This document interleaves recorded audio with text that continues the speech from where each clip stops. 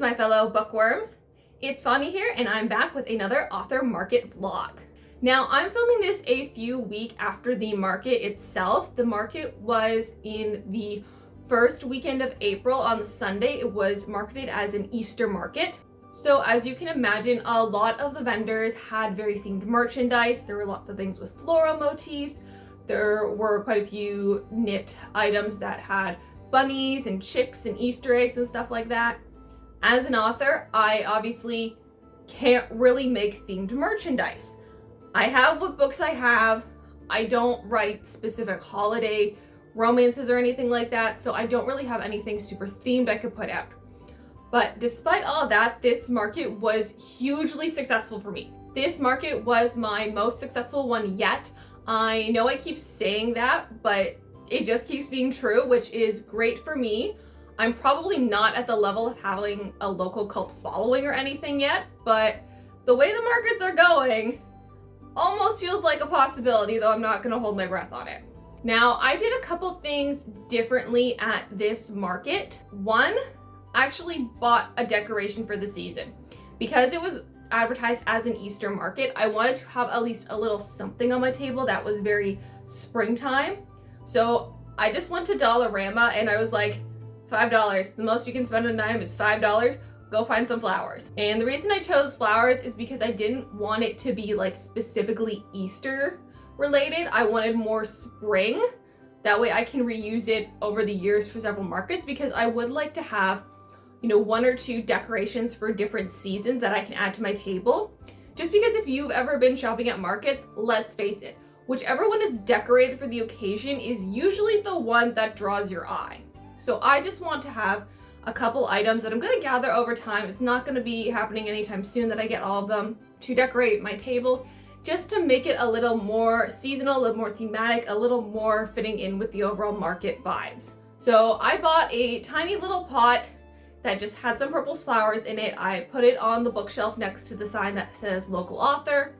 And that was just to help, brighten up the display and make it a little more spring-like. Now, the other thing I did was I moved my spiral stack. So as you're gonna see in the footage I'm gonna share of my table and of the event, I tend to make a spiral book stack of one book title. And that's just because they're very eye-catching, they're very interesting, they get people's attention and look very pretty. And with books, there's only so much you can do in a market hall to make it look pretty. So having a tall stack of the books that helps to make them a little more interesting definitely helps, in my opinion.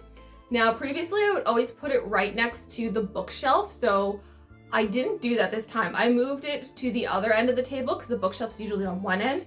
So I moved it to the other end. I think this helped. So I had it next to my price sign and my bookmarks and my little sort of like checkout kind of area. And I do think that actually helped. I think it balanced the table better by having something of height on the other side. And I can't prove this. Not yet, at least. I need to do a few more markets before I can be confident of this correlation. But it seems that whatever book I sell the most of is the book that I make the stack out of. Again, I've only had a few markets I've been doing the stack at, so I can't say this definitely yet, but that does seem to be the trend. Now you're going, well, did you sell the most books out of the one that you made the stack? And the answer is yes. So I made the stack out of The Walls Fall Down. Oh my God, the amount of copies I sold of this. So when I set it up, I usually have the stack being about 20 books tall. I find that for a book of this thickness, about 20 books tall makes a decent sized stack and allows you to get like the cover to go straight around while showing a decent amount of like the page edges and the spine. And what I had done was, because I didn't really want the stack to, get ruined, so to speak, I put one copy on one of my easels with about 3 copies sitting on the table in front of it, intending that those would be the ones that people would pick up, flip through, and then buy.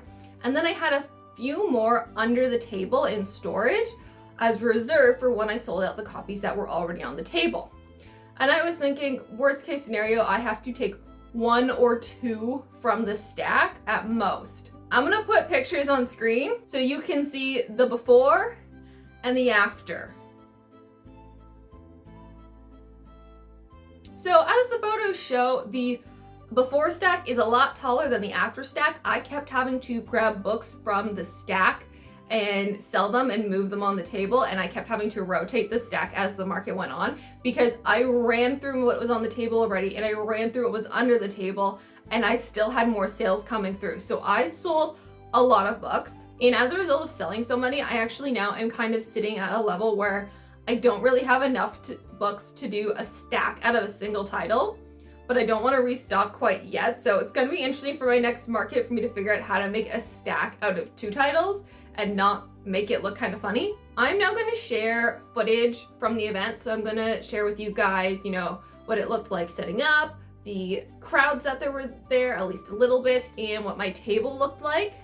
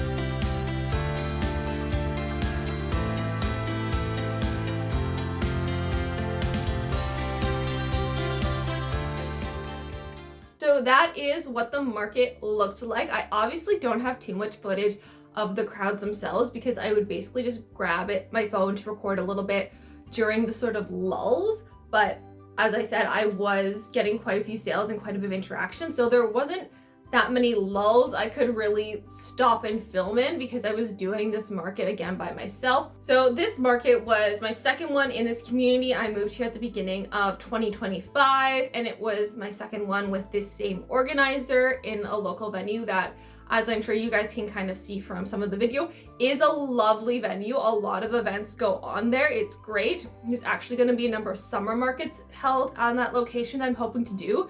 And there's even like a big like garage glass doors type thing that they open up in the summer to make it like an indoor outdoor sort of thing, which sounds amazing. I'm looking forward to it. I'm hoping I get into those, but the final list for all these summer markets hasn't been released yet, so I don't know. Overall, it was a great experience. I am so happy with how things turned out and the amount of sales I had and the conversations I had with people. I didn't see any repeats from my last market, but I do know there's a lot of things going on in town, so not everybody is going to be at every single market.